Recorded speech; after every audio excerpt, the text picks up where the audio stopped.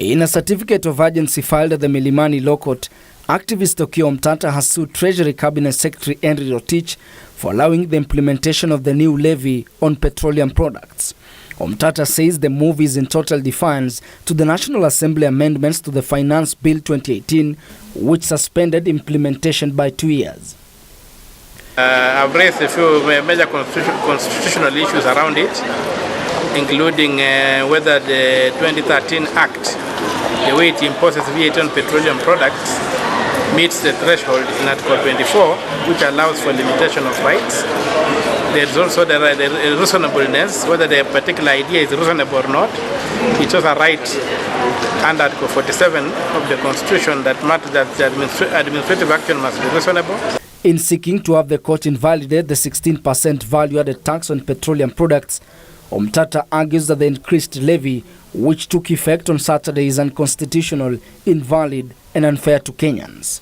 The activist further says the decision to impose the new levy could lead to protest from the public and wants the court to suspend its implementation pending the determination of the case. Treasury Cabinet Secretary Rotich, Kenya Revenue Authority, Energy Regulatory Commission, Attorney General, and National Assembly have been listed as respondents in the case. This is the question of double taxation, because it's not clear whether the VAT is being charged on the taxable value of petroleum products or on the transactional value, as the Commissioner of KRA announced when he published his announced on Sunday. So if it's on the transactional value of the product, the transactional value of the product already has got very many taxes loaded into it.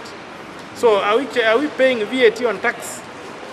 So these are the questions we need the judge to look into and give us a clear direction on, so that the rule of law prevails and not the whims of man.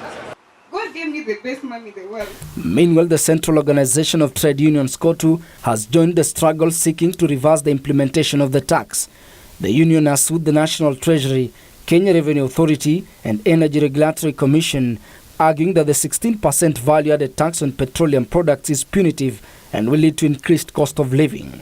Nyongeza ya mafuta, inji hii uchumi hakutakuwa na mtu yeyote ambaye atapata chakula, hakutakuwa na mtu yeyote ambaye atasafiri, hakutakuwa na mtu yeyote ambaye atapata dawa ya hospitali na nini, kwa ajili kila kitu ambacho kinafanyika katika inji hii kinategemea mambo ya mafuta.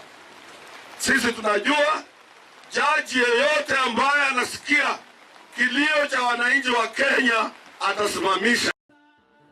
Chumba reporting for Channel 1 News Hour.